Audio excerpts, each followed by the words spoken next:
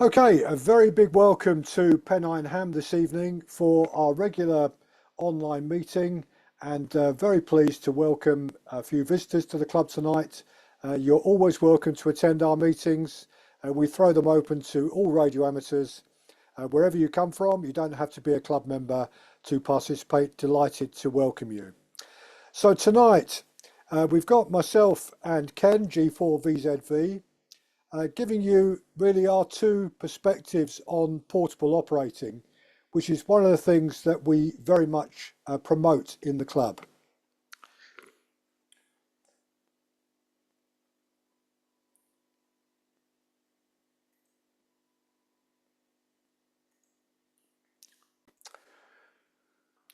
Okay, a very big welcome to Pennine Ham tonight. One of the things as a club that we very much promote is portable operating, and we have a lot of fun with that, and we've got a lot of members across our club who participate in portable radio and portable operations, and we thought it would be useful just to give you a perspective on it from the club point of view.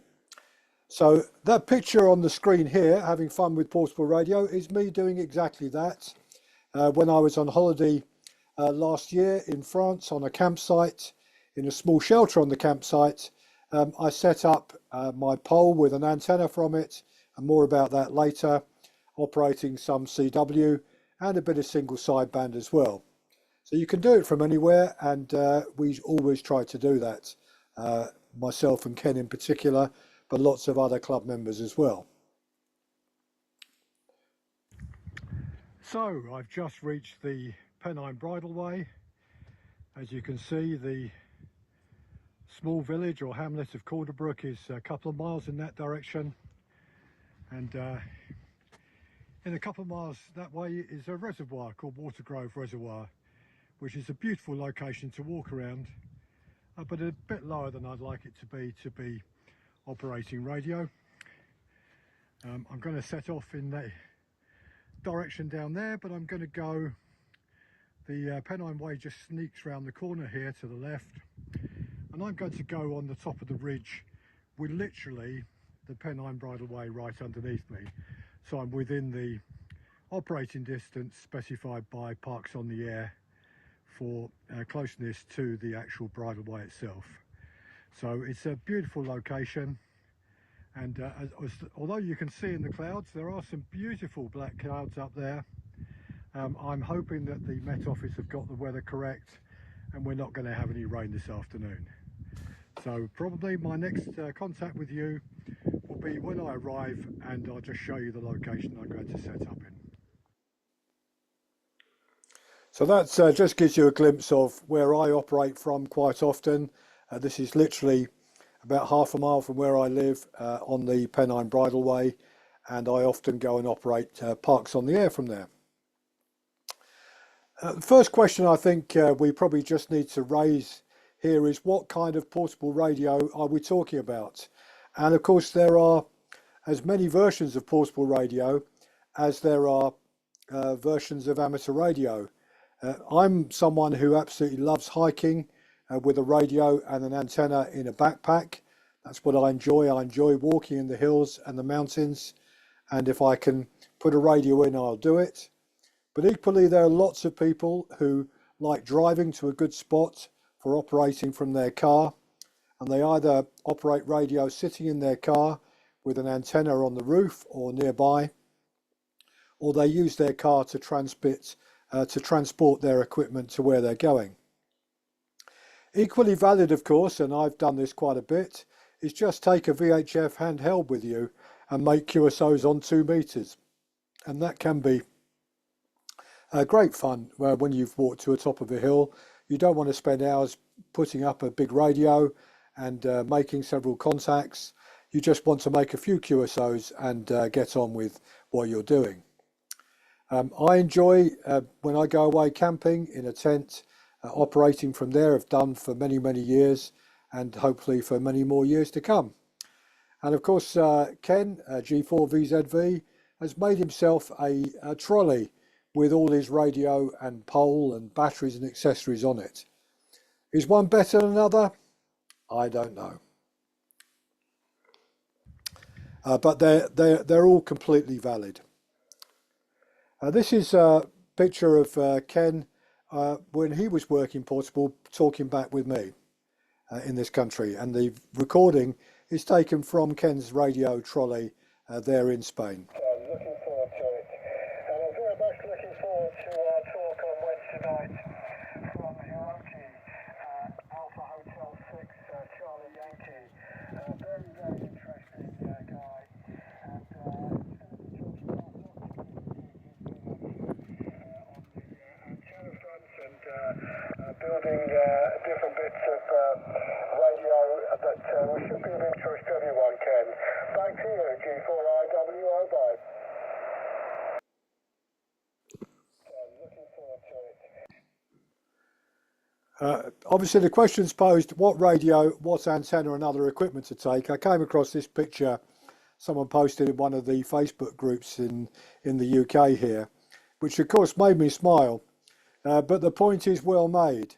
It is very, very easy, trust me, to just decide that I'll take my 2-meter radio, and then actually why don't I take my HF radio as well, and why don't I also take my little 20-meter linear amp, and why don't I take this other antenna along with the other pole that I was going to bring, and before long you find yourself with a rucksack absolutely jam full of bits that you've just got too many of.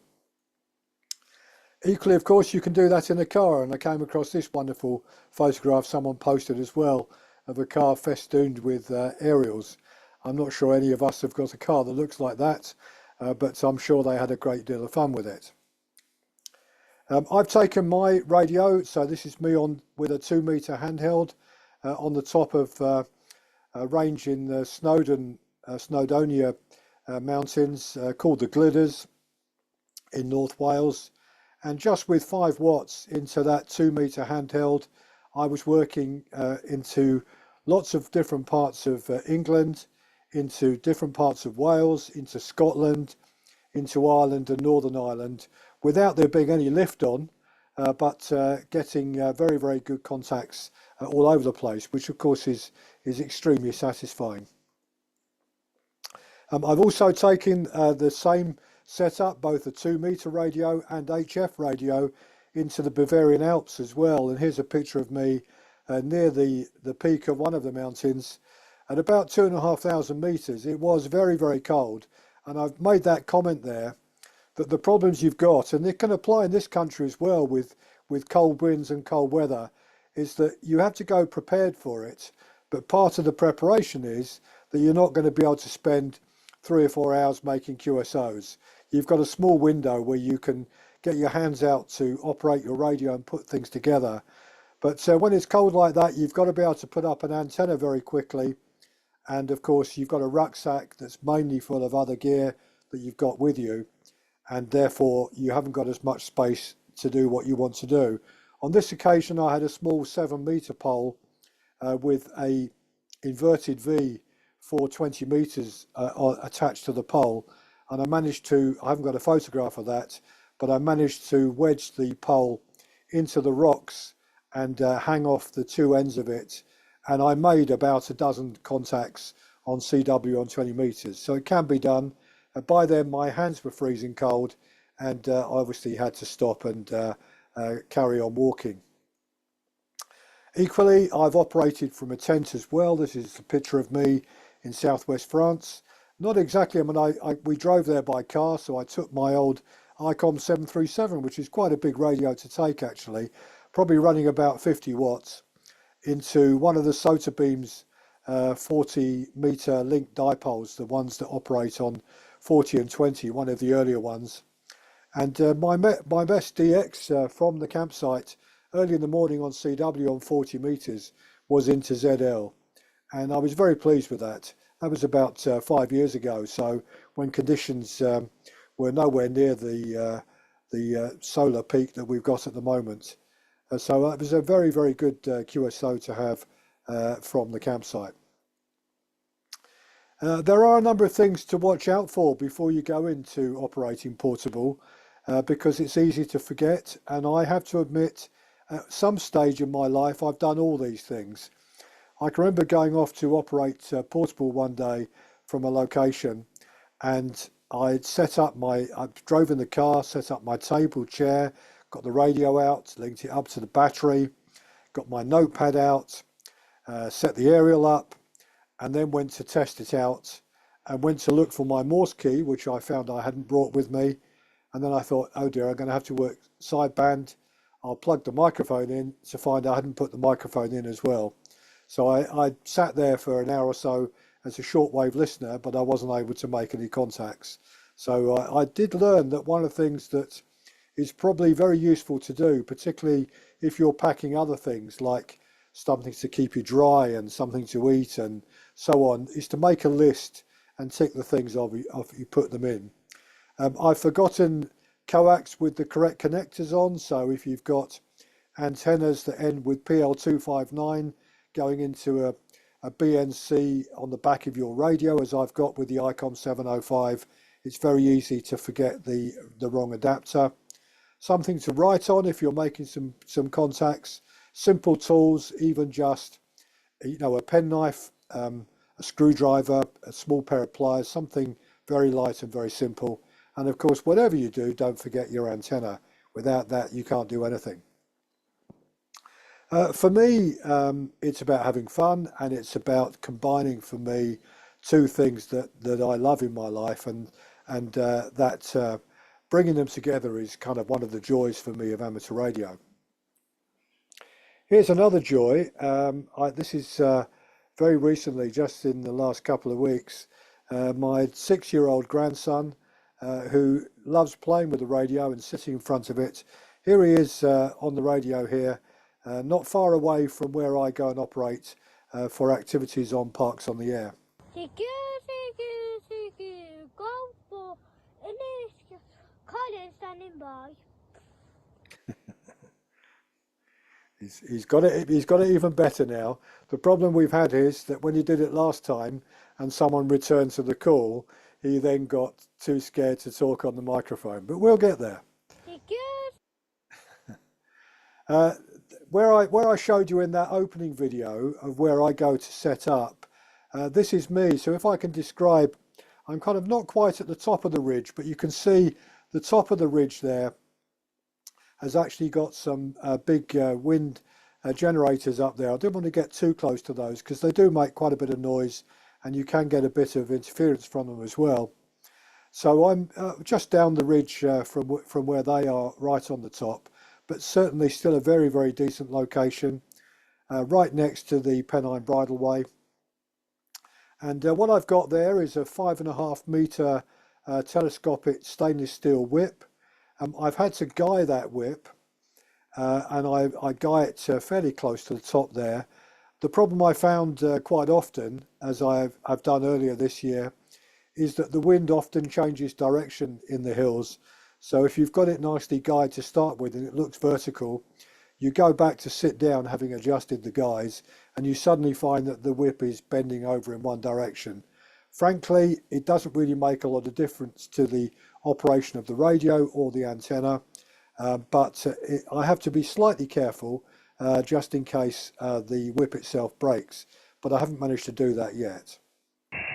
So here is the antenna with some guys on it, with the coil at the bottom, although I don't need the coil for 20 meters, so it's shorted at the top there. Here's the ICOM 705. I've got my small linear that will probably give me about 20 watts if I turn that on. I've got my little table here, some headphones for operating CW, something nice and dry to sit on, a bottle of cold water, and I'm ready to go. So I'm on 14 decimal 266, 14266, ready to call QSO and to spot on Parks on the Air. See you all soon. So when I go up, I want to get everything into that rucksack. I don't want to take a rucksack larger than that, and I can just about do it, as you can see in the picture there. So just breaking it down, and just talking through these various bits. When we first discovered these very cheap telescopic whips, 5.5 meter whips that are sold from China for in the UK around 10 to 15 pounds, Ken will tell you later he's just bought some more at a very good price. But they are perfectly decent. None of them have snapped or broken yet. They do come with an M10 bolt in the bottom there. You can see the M10 connector coming out of the bottom of that whip. So when I made my first variation of this, I wound my own coil with some taps on it. And of course, what I wanted to then do was to put two SO239 connectors on the top and bottom of the coil, which I did. But then, of course, I needed an adapter to take a 3/8 antenna into the PL259, and then I had to have another adapter to put the M10 into the 3/8 adapter that went into my PL259 going into the coil that I'd made, and similar the other way around. And actually there were too many bits there and it was too fiddly, and also it made the whole antenna slightly unstable. I also found that I wanted a bit more flexibility than the points I'd put on my coil, even though I'd made about 10 different points I could connect to on my coil with a small clip, a crocodile clip. I actually thought that I'd be much better off with a proper adjustable coil. So again, I bought that. This is the Chinese version of it. It was inexpensive when I bought it. I paid £25 for it. The advantage of it with that whip is it's got an M10 connection at the top and an M10 bolt at the bottom.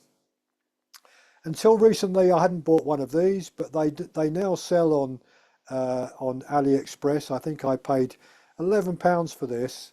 It literally takes the M10 connector from the bottom of that coil into the top of that, and then there's an SO239 built into it. And what they're in here is about a 1.5 foot stake, solid metal stake, aluminium stake, that screws into the bottom of this connection, so you can push that into the ground. So if you think back to that video you saw of me, what I was doing there was joining all these bits together, pulling out the antenna, and here on the picture here, the yellow wires are my guy wires, not wires, but cord, and then these are the 4 radial wires at the bottom that I've got. You can see I've got the M10 connections on the radial wires there to go over the top of the bolt there into there to screw in to connect to the earth side of the SO239. So that's literally the setup that I'm using. I take with me my ICOM 705. I bought this little bag to put it in, so the 705 will fit into that nicely, along with my battery, my microphone and Morse key. And what I've got to taking recently is a very small and very, very lightweight bag, a high back bag, high back seat that fits into this bag. So that bag has got the poles that all extend out from it. The whole weight of it, by the way, is about 1 kilogram, so about 2 pounds. Very, very light indeed. I've took a picture of the bag it goes into next to Radcom to show you the size of it. It's very, very small and very light. And that's one of my chairs. I've got several versions of these, but that's one of the versions that literally just unfolds. You pull the cloth over the top. And I have to say, for portable operating, that actually makes a great way of doing radio, having a very, very comfortable chair to sit in. So I'm going to hand the microphone over to Ken to take over. Ken, good evening, Ken. And here's a picture, is it, of you portable out in Echo Alpha 5. Yeah, good evening, everyone.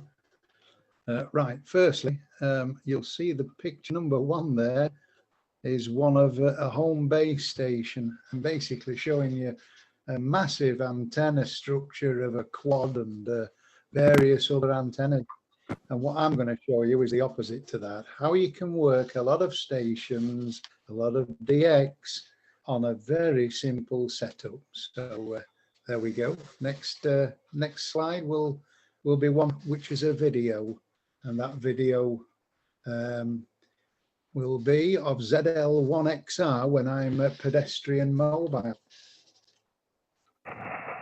Oh, okay, go ahead. Echo Alpha for you is Golf.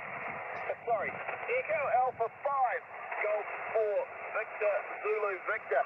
Zulu Lima 1 X-ray radio, you're 5 and 9, 5-9 New Zealand. Absolutely amazing to make it so far over there at this hour of the morning, being 5 a.m. over. Yeah, absolutely. Superb. 5-9 both ways. 59 both ways. Go ahead. Outstanding, my friend, outstanding. Yeah, everybody tells me this band doesn't work at night. Yeah, well, we're still about an hour and 10 minutes from sunshine here, so, or the sun coming over the valley.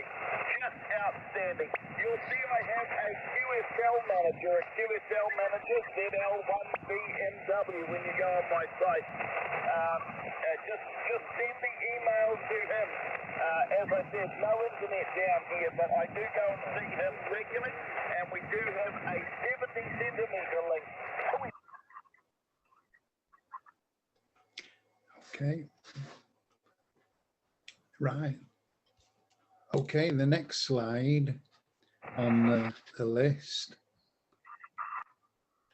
is basically my portable setup here on the when I go out to the Humber Bridge, just showing you that I don't always have to be on the in the Mediterranean to do it. That's a homemade station, very simple, on a £7 in monetary wise, £7 shopping trolley with an extendable whip.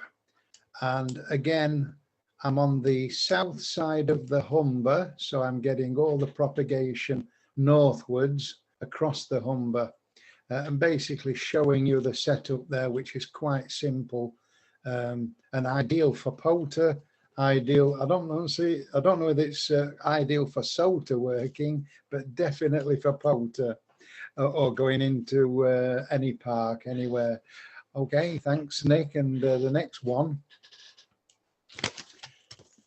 will be a video, and I wonder if anyone can guess who that. Well, there you are. There's the call sign, but just listen to this for a signal, and this is what you get when everything's working well on the trolley.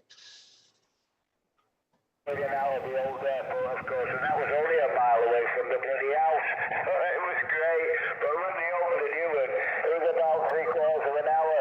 But anyhow, that's a long story. Okay, Ken, thanks very much indeed. We'll touch base again. Thank you for calling in. I do appreciate all the other people standing by the frequency just to let me have that beautiful radio how it's all about. 7 for now, Ken, and a very, very good evening to you. Cheerio. Okay, and the next slide is another video. It's another video of a Victor Kilo station, again with a tremendous signal. Sorry to have wasted your time on that, and I'll just suggest this frequency. There we go. That'll be better for you. Fine work there, Ken, and understand you're a Santavola. Cracking job. Well, I'm sure there'll be a lot of people lined up wanting to say hello to you. It's the beginning of our weekend here, and I think it's your Friday morning. So I trust the weekend will be a lot of fun. Sounds like it will be. And if you like, I'll try to move it down BG73. Echo Alpha 5 / Golf 4 Victor Zulu Victor. Santa Vola. Victor Kilo, Tilly Mobile. Oh dear. Victor Kilo 4 Victor November. And now another video, this one of ZS10PB, who I talk to regularly as well, and another strong signal. and then we'll move on to some images. Go ahead, listen to this one. Let's not do another 12 months before we chat again. Lovely to hear from you. You're sounding chipper and putting in a decent signal for a mobile station out of Spain. 73's old train, take it easy, Ken. ZS10 PB clear. Bye.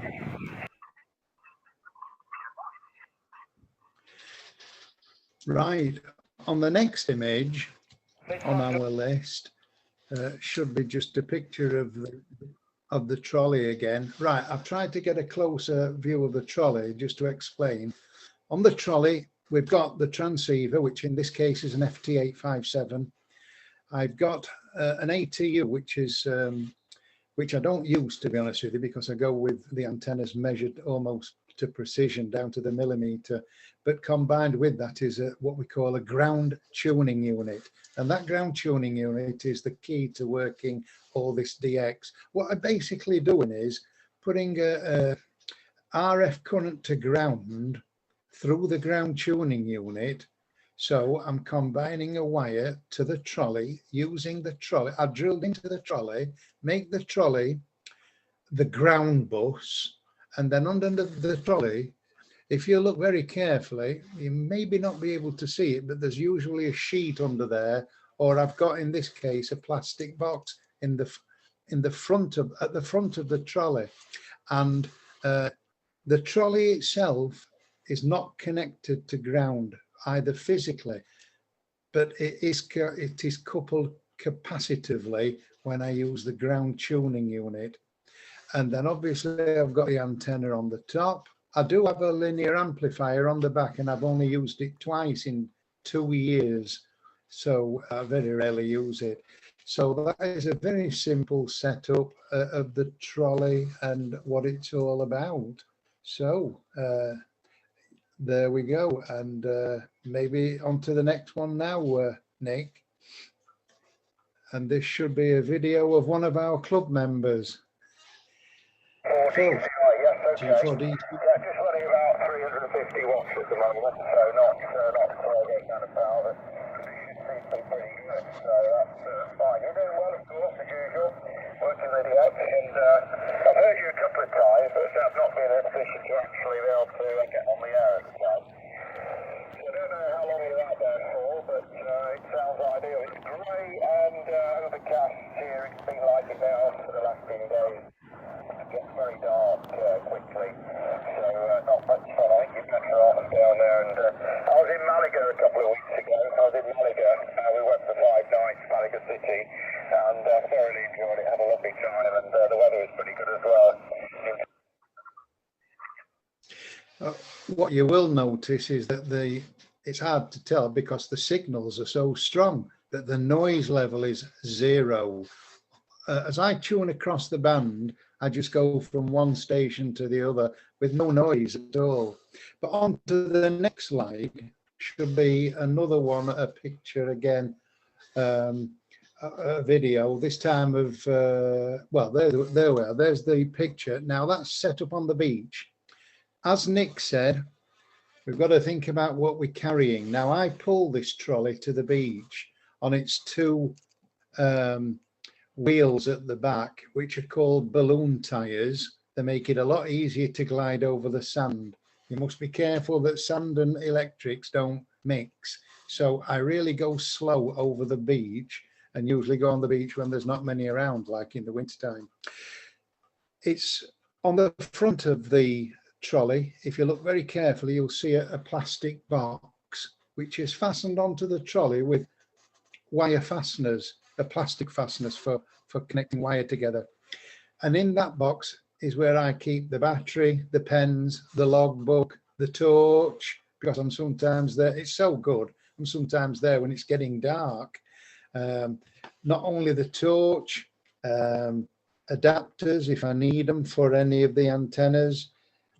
I carry a light on a hat. Even in the summer, I'll have one of those very lightweight hats that you can get from Aldi or Lidl, those type of stores, where you've got the inbuilt battery on the front, and they're fabulous because you just charge them up when you come home. But don't forget, take the gear with you, and like Nick has said earlier, before you set off, make sure you've got everything. and in fact run through it in your head. I'm there now on the beach, or I'm there by the salt lakes. Have I got everything, starting with battery? I actually look at the trolley. Have I got the the transceiver should always be on it. Is everything right? Check the leads before you go out, if you can. But bearing in mind, all my gear is on that one trolley. So if I set off and I'm walking 600 yards to the beach, I don't want to be coming back because I forgot something. Okay, next slide, Nick. Right, this one is the video of a fantastic strong station, KK4 Delta X-ray. Just listen to how strong this guy is. Oops.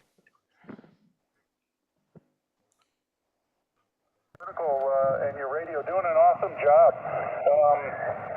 Hope you're staying cool. 30 degrees is pretty hot. We have the same temperature here, 30 degrees Celsius here. It's very hot, very dry, and I kind of wish I had some water to soak my feet in. That would be nice. But anyway, yeah, you're doing an awesome job. I'm running a little more power than that, maybe about 300 watts, 300 whiskey, and I'm using an OptiBeam driven Yagi array, about 16.5 meters over the ground. So that's the situation here. Very hot, nice to be in a little cooler shack. We've got a little air conditioning running here, so that's all good. I'll send it back to you. Echo Alpha 5/Golf 4VZV KK4ZX. Okay, that's just one of the many stations I work from the States. On the next image, right now, I'll put this image in so that you can all see. This is one of my main locations in the morning time when I'm working all the long path stuff across those salt lagoons. You'll notice I'm positioned with no water to the right of me. All the water is to the left, and that is in the westerly direction. The key to me using my radio on these salt lagoons is that I can walk around these lagoons and pick a spot. So if I want to go and put signals out to the south, I would go around the other side of that building, which is an old watchtower from several hundred years ago that's now a bird watching tower.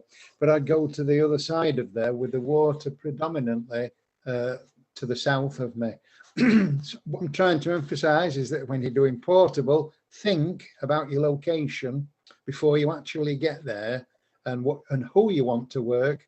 Because if I want to work any stations to the east or the short path to VK, I've got very little chance here, because to the east of me or to the right of that picture is just gravel for quite a long distance. And remember, it's all about, in my case, the Fresnel zone. You want to get within that zone of 2 to 2.5 wavelengths away from the salt water, because the salt water is acting as your ground plane from this setup.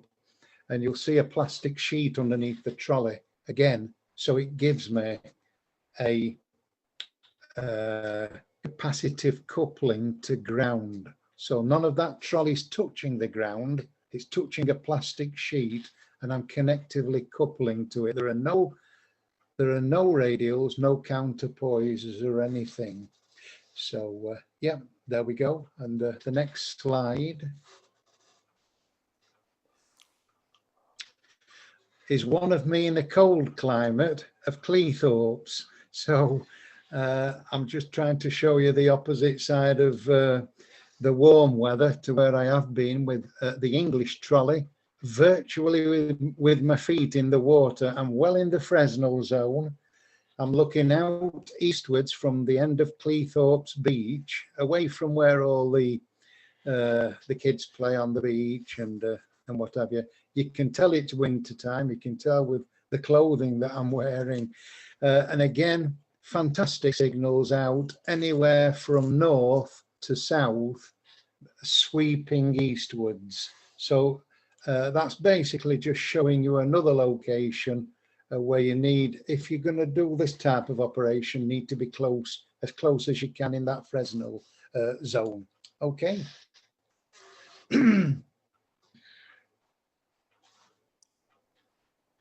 Another one back at the Humber estuary, slightly further away from the bridge. There's no reason for being further away from the bridge, other than I've just positioned myself. Directly behind where that trolley is a metal bench, which is why I position myself there. Again, a plastic sheet under the trolley. You'll notice that. I have tried it without a plastic sheet, and it does work, but does not work as effective as what that does with the sheet to give me real close coupling to the ground. You'll see the white logbook or the booklet that's on there, and you see I'm using another one of those whip antennas. Okay, next slide. Right, I put this one in because when I go on the radio down there in the Mediterranean, I nearly always transmit from either the location I showed you a few minutes ago, 2 or 3 slides back, or this one. And this one's becoming my favorite in a way, primarily because I don't like getting out of bed early in the morning to work long path, because you've got to be there at sometimes 6, 7, 8 in the morning. And I tend to have late nights in Spain and late morning rising. But this one is for daytime, and this gives me location where all the water to the left of that path is northwards and northeastwards, and then you'll see just to the right of the sign is another section of water. It's all one lagoon, and it's called the Salinas of Bonmati. That's on the internet as well, and I usually go about 300 yards further up that path. They don't want vehicles to go up. I walk up there with the trolley. So the further I go up, the more I'm surrounded by the water. So that gives me fantastic takeoff, and that sweeps all the way from north right down to south, southwest. And that's Bonmati for you. So, right, the next one. This is a QSO with Victor Kilowatt 5 Kilowatt India, who I'm sure quite a few of you on here have worked. And this guy is in Kangaroo Island. I'm sure you will have worked, quite a few will have worked in, but listen to this for a signal. 4 Victor Zulu, Victor Pedestrian, over. Yeah, well, you're absolutely booming, Ken. You really are. I'm on your page, Echo Alpha 5 stroke Golf 4 Victor Zulu Victor, and you're absolutely booming, Ken. 5.8, sometimes peaking 4.9. It's quite incredible when you're up against the big guns of Spain and Europe with their beams and high power, and here you are on the long path 5.8. Yeah, we've had numerous QSOs, Ken, but I'm not sure if I worked you on the pedestrian mobile. But absolutely fantastic. You've probably got another QRZ page for the pedestrian mobile, so I'll just get onto that one. But a lovely 5.8 copy into Kangaroo Island, local time 7 p.m. about 2 hours before sunset. Echo Alpha 5 stroke Golf 4 Victor Zulu Victor stroke pedestrian mobile VK5 Kangaroo Island. Right, okay, so that you'll notice again, the strength of that signal is just phenomenal against the noise, which is hardly audible. The next one is now taking it to the extreme. It's going to take it to the extremes of pedestrian mobile. We've gone back to the beach here. The trolley is on the beach. There's no one around. It's winter time, and I've now put the 10-meter DX commander pole up at full height. I walked away from this backwards, away from the trolley, holding my breath as I was doing it, hoping that this would not topple over. And because I got it firmly positioned on the sand and I got the weight right with the battery on that box, this allowed me to put up 10 meters of pole to work on 40 meters. And on this occasion, I worked Paul, one of our members here on the club, M0 Alpha India Alpha, I think his call sign is.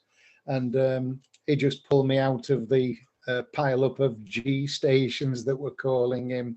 So that is on the beach. And I think the next slide will show again the 40 meter, this time at the salt lagoons. And I have to do this when there is no wind at all. Otherwise it could topple it over.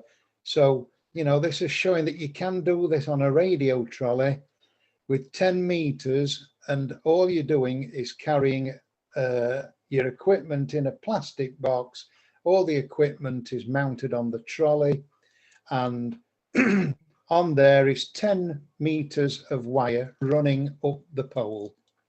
The next slide, all this has led me to producing my QSL card, which you can see there, and that is how I started up with radio, being sat on the beach with a homemade magnetic loop antenna.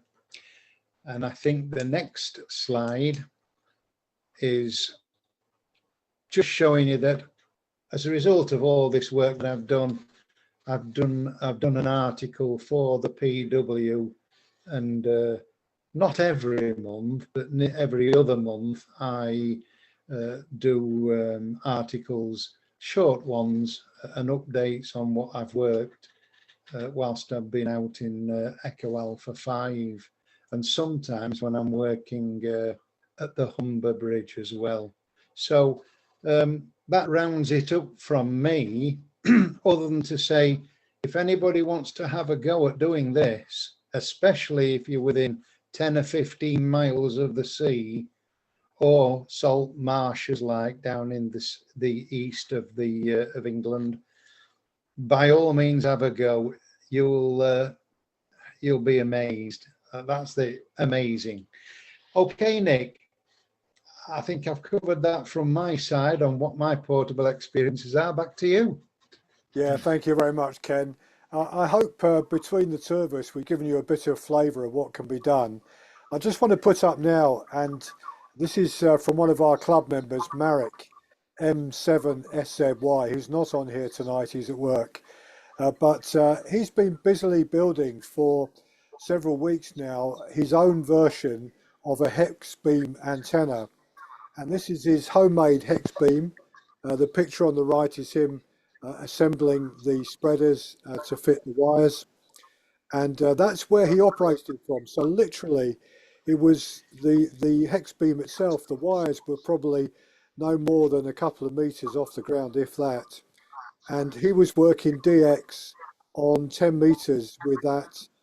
Worked into Madagascar, worked into South Africa, worked at many stations on the east and middle of the US, using an ICOM 705 running 10 watts into that antenna.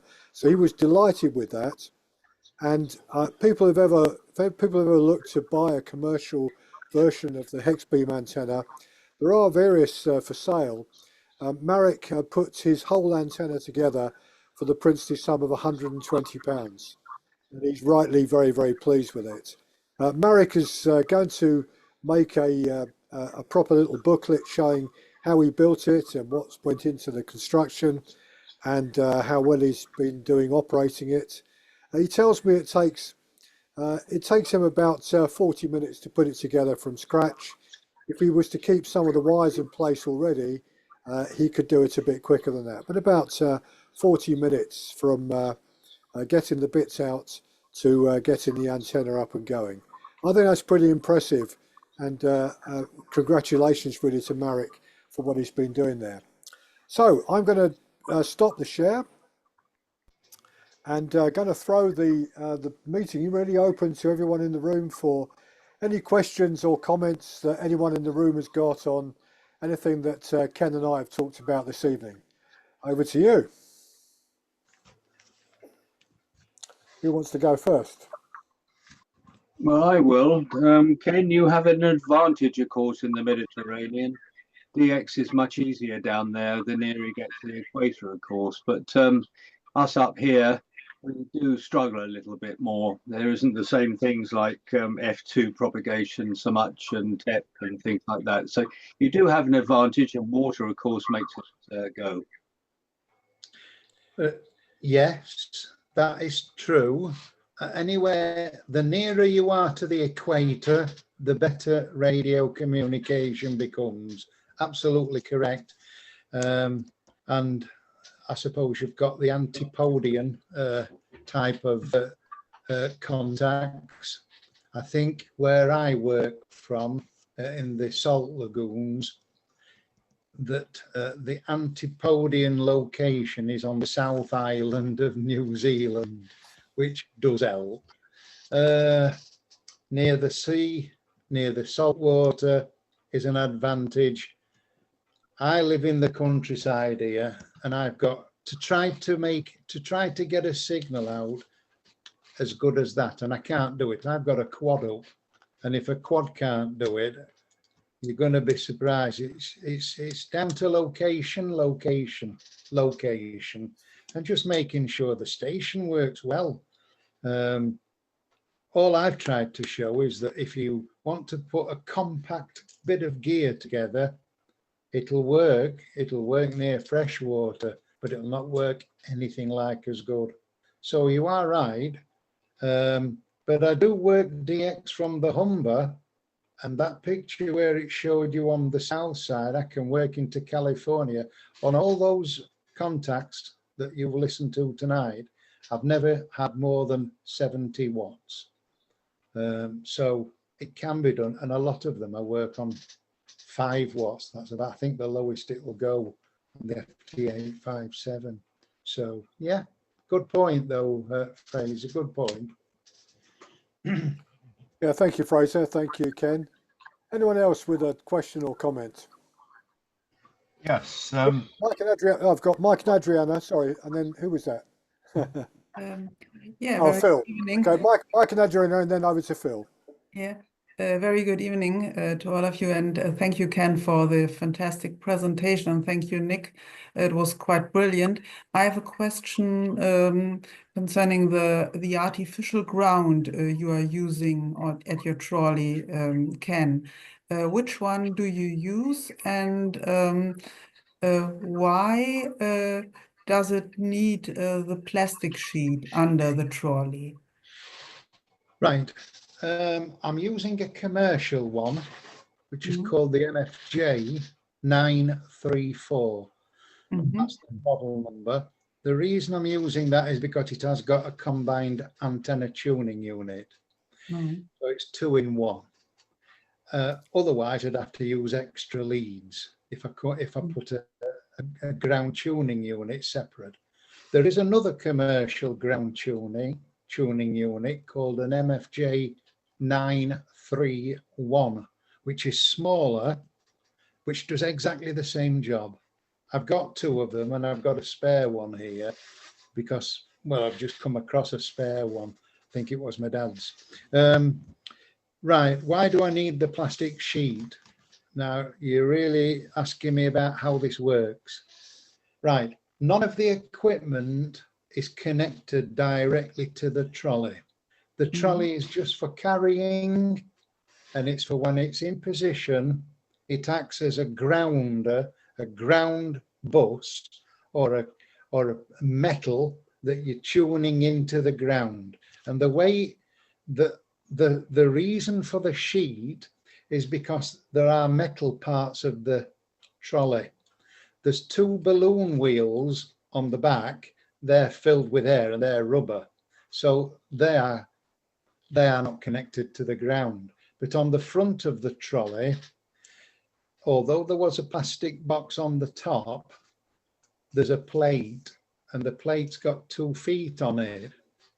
And what I do is either carry a sheet, so that I lay the sheet down so the 2 front legs stand on the sheet. So again, it's not connected to ground. Or alternatively, I found a little sandwich box, which is literally 6 inches by 3 or 4 inches. And what I've done is I carry that in the big box, and then when I get to the location where I'm going, I take the little thin box out and put that underneath the 2 front legs. So those 2 legs sit on another plastic box. So the whole of that trolley is not connected to ground. So what I do then is when the coax is coming from the antenna to the antenna tuning unit, I clip onto the outer PL259. I clip with an alligator clip to short out on the earth. And that earth goes down to the input of the ground tuning unit. And then I have another wire coming out of the output of the ground tuning unit. I call it input and output. And that is a wire pretty short, only about 30 centimeters long maximum. And what I do, I use heavy earth strap, usually braiding off RG213, that type of coax. And what I do is I drill into the trolley, put a bolt through it, and connect that earthing strap to it. So now what I'm doing is, where there is RF on the antenna, instead of it going back down your coax, I could put beads on it as well. But what I've done is I've tapped into it so that the earthing, the RF current is going to the ground, going into the trolley, and then capacitively literally with a capacitor and a tube in series, I'm pushing the RF current to ground using the capacitor, and you can see it on the meter. So what I do is when I set up initially, I make sure it's tuned up on low power, and then I go straight to the ground tuning unit, and with the capacitor, I peak it so that the meter goes to maximum scale. So what I'm doing is I'm making that antenna that's above me, which is a quarter wave. I'm basically saying to that antenna, I'm getting the efficiency from you by creating a mirror image of the other half of the antenna in the ground. A lot of people say, well, it's like a tuned circuit. I said, so what? It's doing the same job as radials. Yeah, thank you. So I don't have to put any radials out. That answered the question, Adrienne? Yeah, I understand. Thank you very much. Yeah. Thank you very much, Adriana. I think Ken Phil. Yes, okay, thanks. Very interesting, both of you. Ken, just going on from this, the radials. Did you ever have radials in the Salt Lagoon? Because I thought when you first started this, one of the advantages would be able to put the wire into the lagoon. But am I wrong with that? Did you try that? I have taken radials with me, but it's extra weight again. Because when you start coiling wire up and it's 20, 30 foot long, and if you're going to throw it in, I have actually tried it at the beach, but not in the salt lagoons. And there's a guy in Australia, Victor Kilowatt 3, I think it's Yankee Echo or Echo Yankee. He's done experiments where he's actually trailed a radial in the seawater behind him as he's walked in the water up to his knees in seawater. And he says it actually improves the noise so that you don't get at the same, you get a quieter noise level. I can't say as I have noticed that, because when you're using a ground tuning unit, I don't think you can get it any more efficient.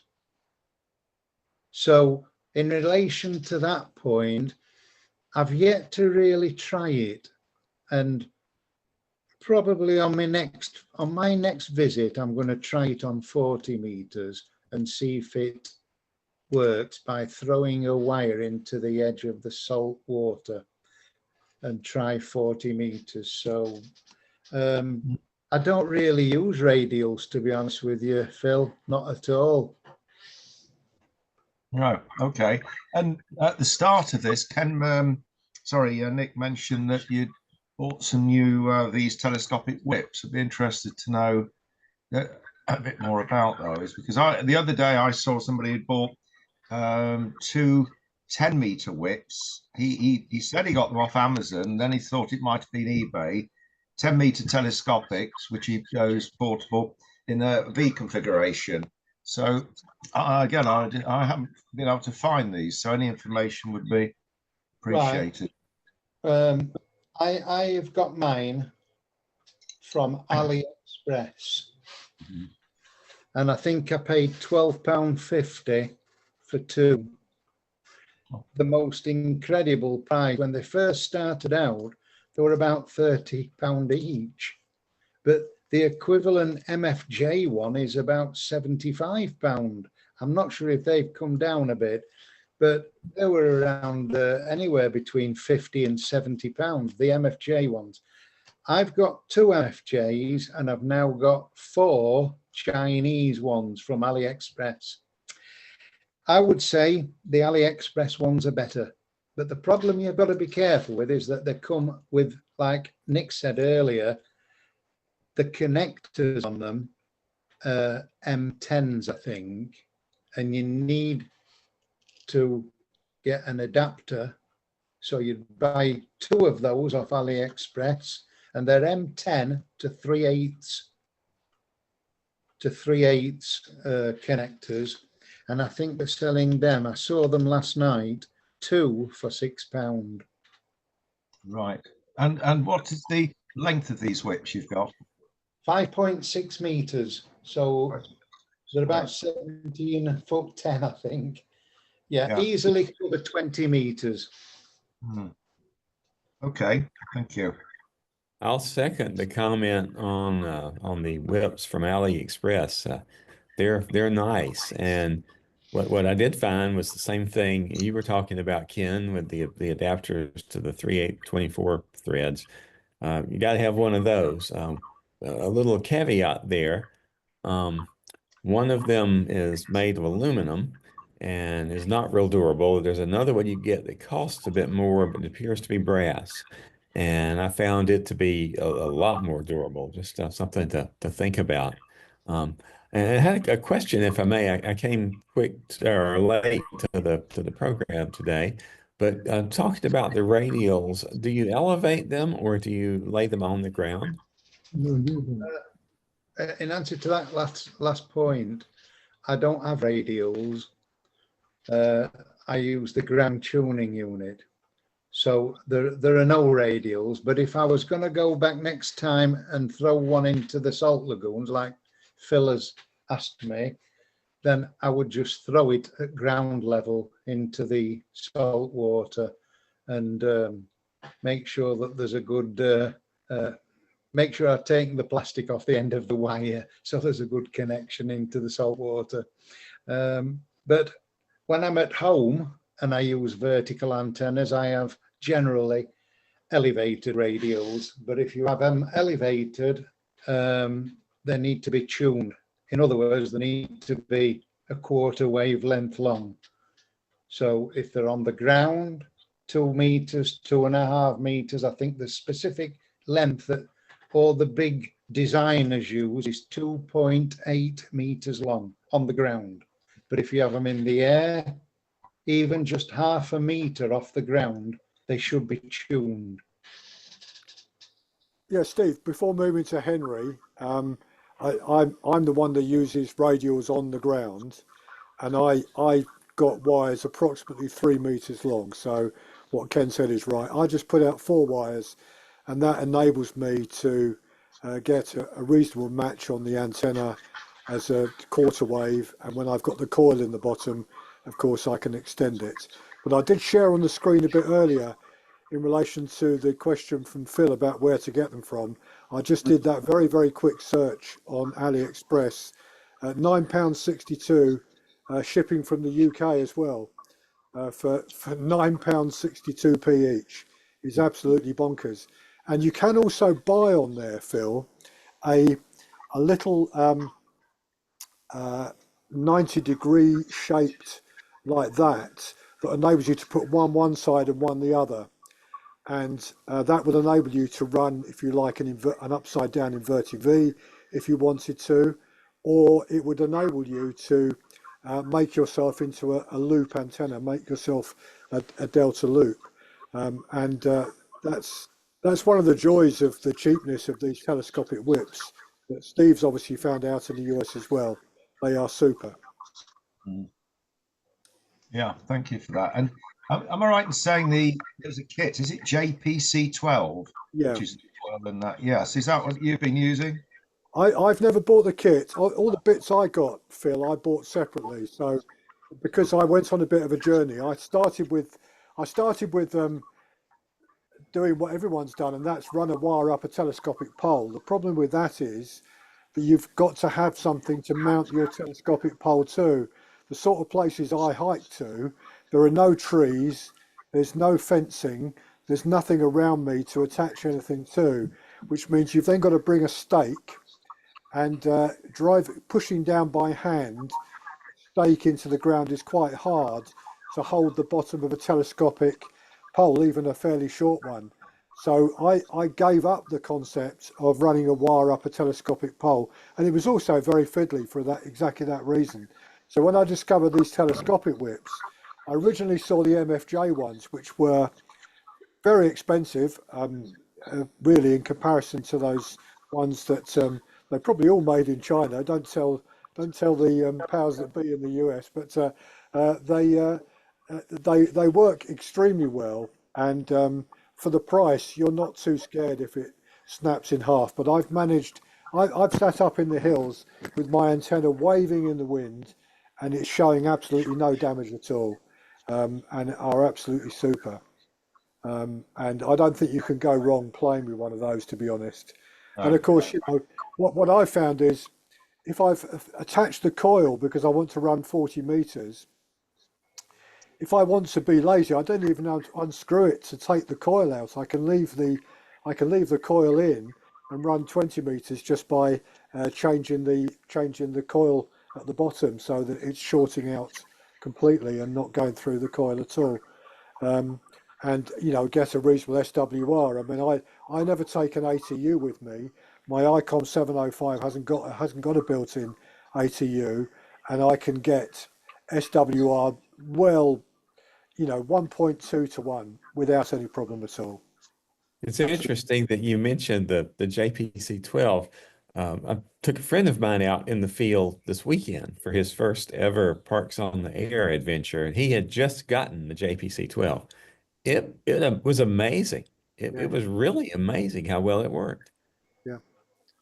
Can I just say, I saw the JPC-12 yesterday on AliExpress at its lowest price I've ever seen it as a pack, £70.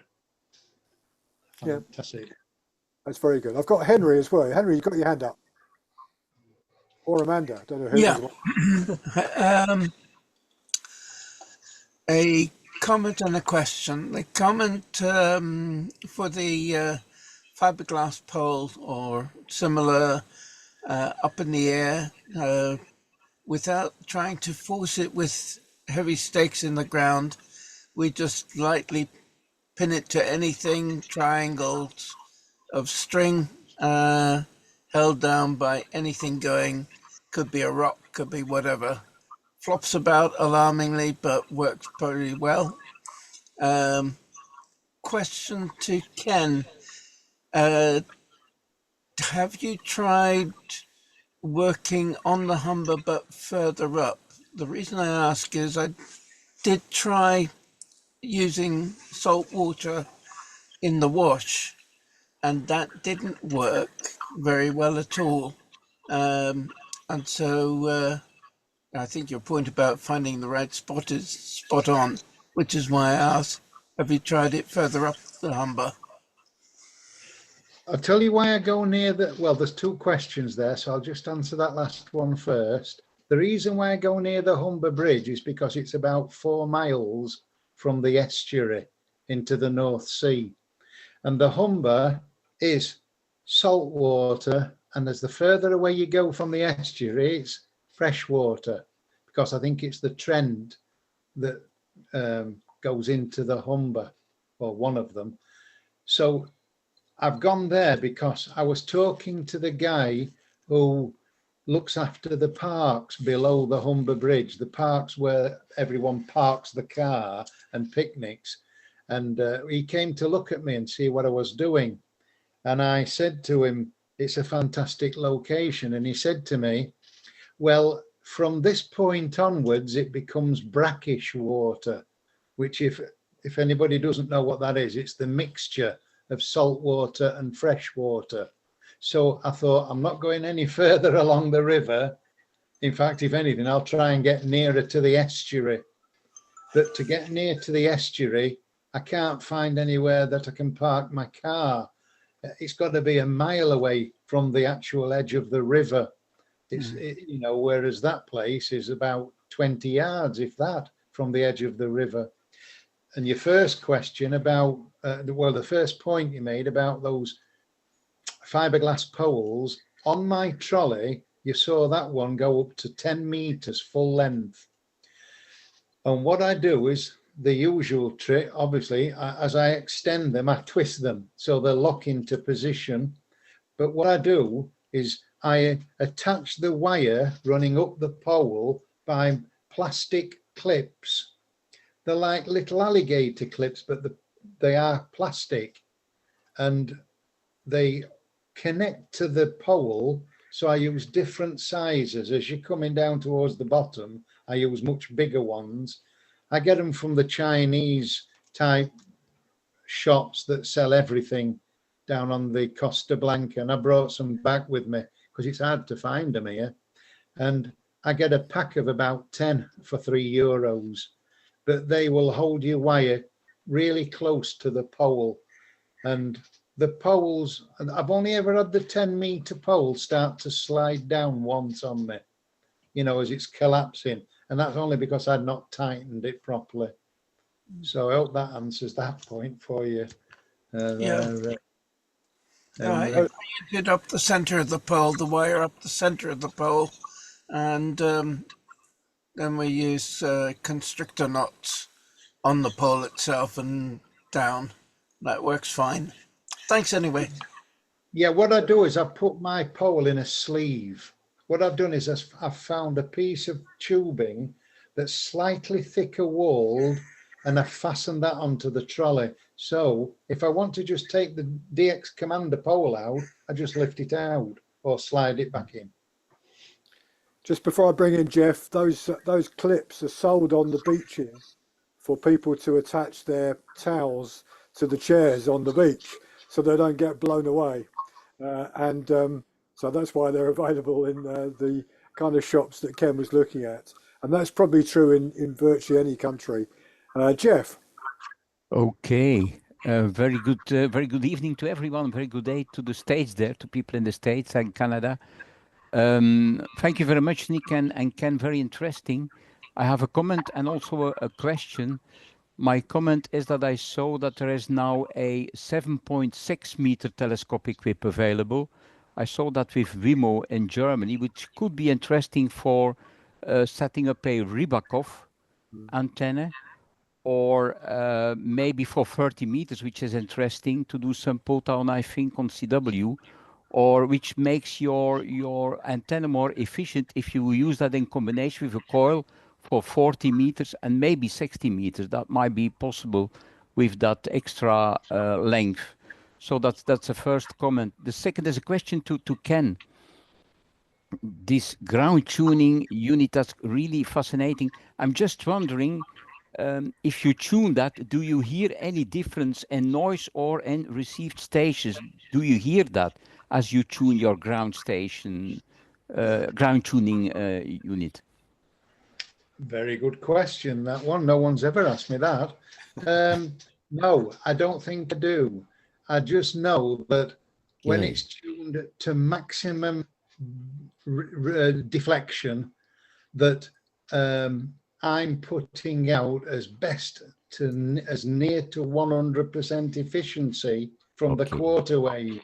And well, you've heard me, and I've had pile-ups coming back to me, which is just incredible Yeah. for a 16.5-foot piece of wire.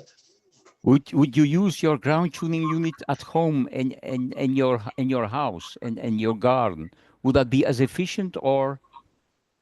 Another good question. Yes, I have used it. I've used it on an end-fed wire. Yeah. And what it does, and this is absolutely honest, is I was thinking, will I really notice a difference? Yeah. But you do. You notice a difference in that the noise goes down. Okay. That's on a home system with an end-fed wire and a counterpoise. And all you're doing is using it as an artificial earth. Okay. Basically, trying to create something to push against the wire. Thank you, Ken. Great. Anyone using a wire antenna that's not balanced, so it's not a dipole. So if you're using end-fed wires, if you can't get hold of a ground tuning unit or make one, you can make one very easily. I've got diagrams for them. You will notice a difference from your home station. Okay, great, interesting. Thank you, Jeff. Anyone else with a question or comment or observation to add? Yes, Roger. Yeah, thanks for that. Really interesting. Nobody's mentioned batteries yet. I just wonder what you guys rule of thumb is regarding battery capacity. For example, a 2 ampere hour battery. You're not going to get 2 amps for an hour out of it. We all know that. But what would your rule of thumb be? My rule of thumb would be half. 1 amp for an hour or 2 amps for half an hour with a bit of leeway either way. I wonder what your rule of thumb is. Was that question to me or to Nick? I think both of us can. Yeah, both of you. Okay, well, I'll answer it first then. Right, I take out with me LiPo batteries, lithium iron phosphate, the lightest of all of them. I've got a 30 amp, which I can hold in one hand like this. And I've got a 50 amp, which has got a strap on it. So I just lift it and it's got an arched strap and I can hold both of them in one hand. And there's some really good prices at the moment for lithium iron phosphate batteries. If anybody's wanting them, I saw one the other day, 100 amp hour, which are usually £260, and they've got them on sale for £99. You need to look on AliExpress. And this is what I use with my ICOM 705. It's a LiPo battery. It is 6,000 milliamp hours, so 6 amp hour battery. I use it with my ICOM 705. It gives me 10 watts out instead of 5 watts. You can see how big it is. There's my hand against it there. It's very, very small. It's very lightweight as well. I take a couple with me. I've never had to use more than one of them. And occasionally, when I take my little linear that will give me actually 30 watts out if I put 10 watts into it, I use one of these on the linear, and I've run it happily for a couple of hours, and I've never run out of a battery in a couple of hours of operation of the linear. So I think, I mean, the thing is about these LiPo batteries, Roger, is that they're so small nowadays and so lightweight that it's very difficult to take anything else. My IC705 has a battery built inside, but it's only enough to drive 5 watts output. No, I just wondered because what your thoughts were on capacity. Oh, hi. I've got a car battery, which are obviously not really portable, more transportable. But yeah, I've thought about. I've got a couple of small light bulbs. I'm not going to think of the capacity you're talking about.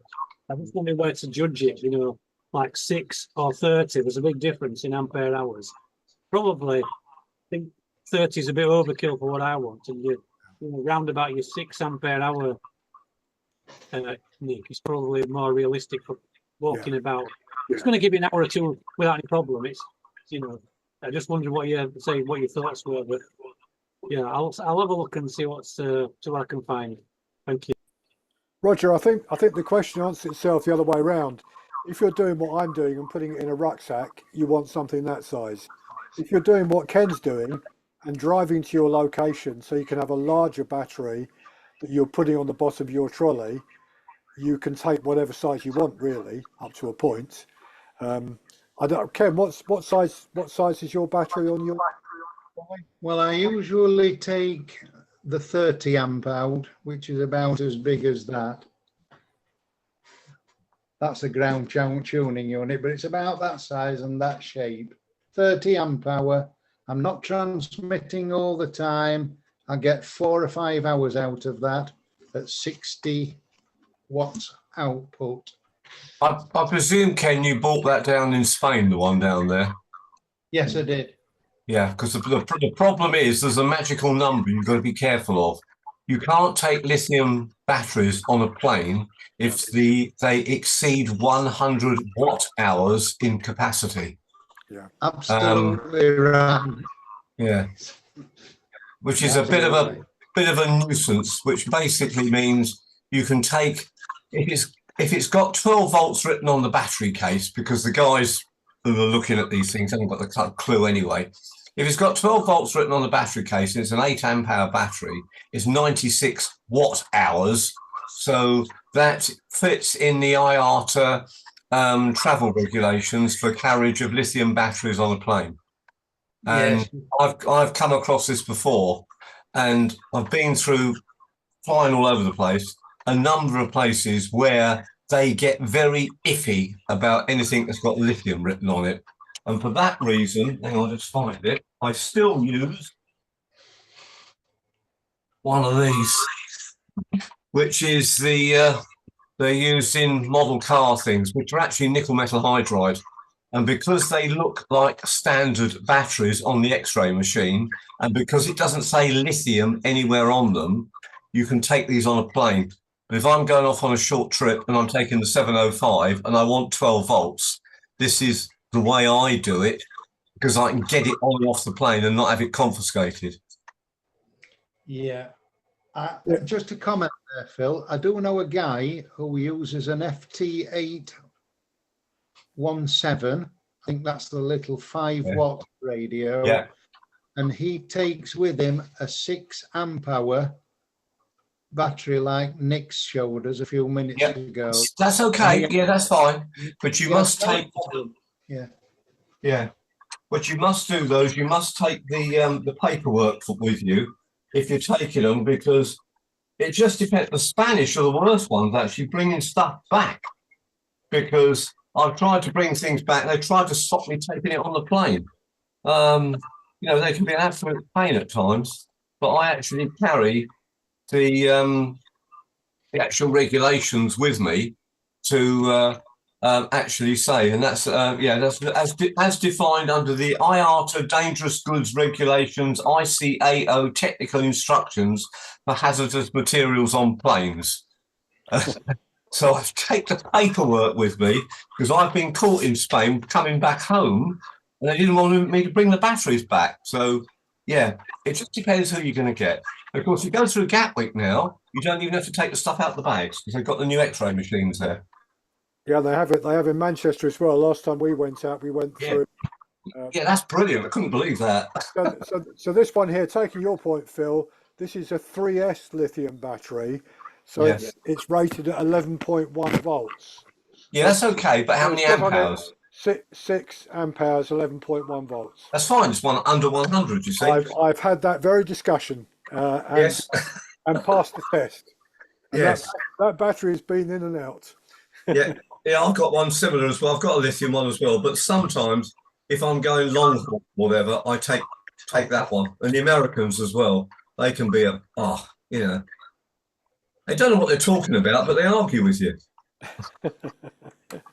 I've got Henry again. Henry. Yeah, with the ground unit, if anybody just wants to experiment with it, if you've got a spare antenna matching unit, the circuitry inside's pretty much the same, so you can use that without having to buy anything or make anything, just picking it off the shelf.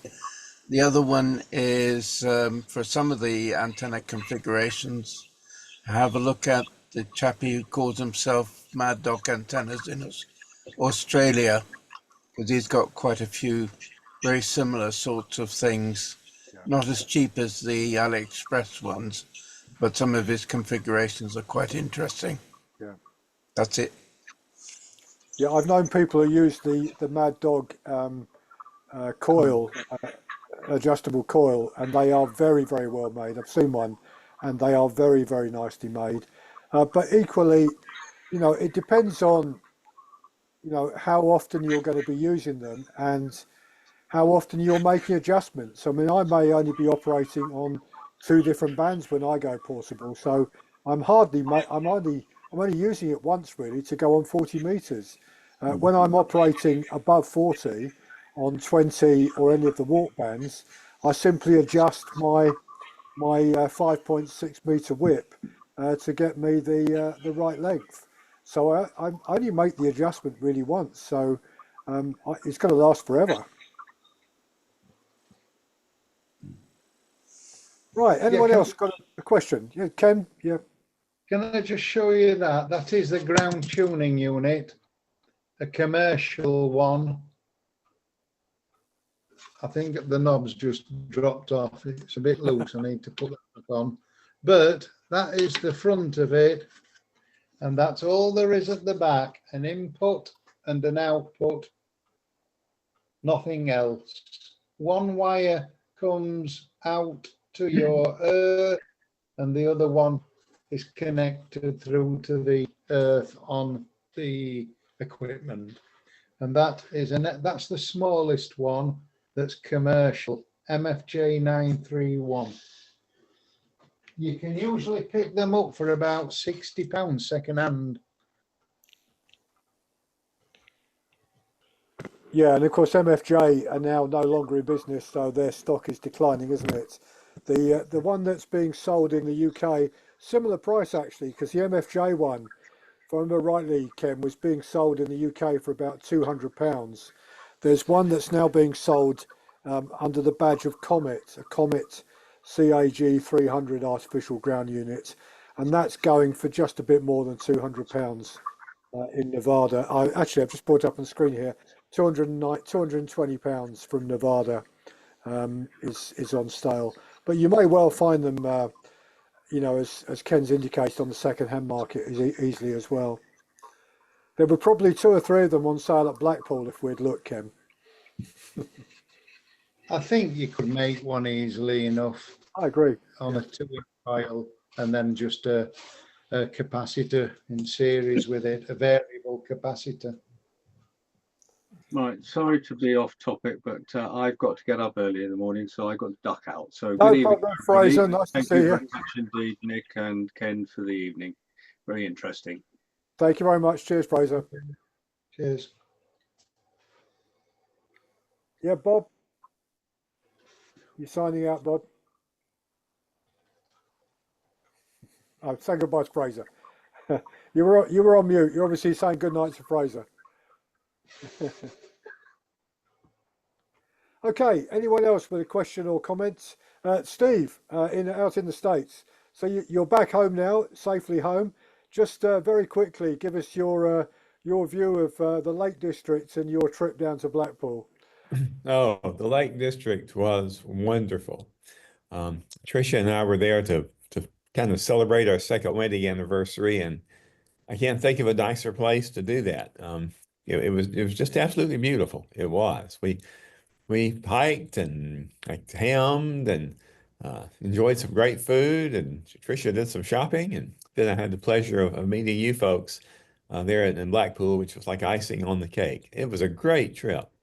And I hope if any of you all ever come to the southeastern U.S., that you will look us up and come and have dinner with us and let us return the hospitality. But thank you so much. We really, really appreciate it. Thank you very much, Steve, and glad you got home safely, and glad you had a really good time. You couldn't have gone to a more beautiful area. Thank you so much. Thank you. James, MW0JHC, you've posted a comment in the thing there. I've just sent you a message asking you to unmute. There you go. You should be able to talk now.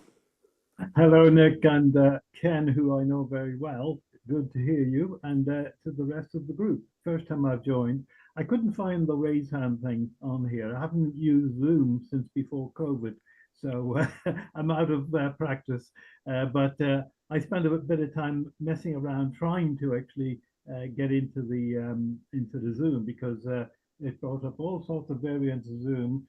Zoom Workplace, which I didn't think was right because that sounds like professional.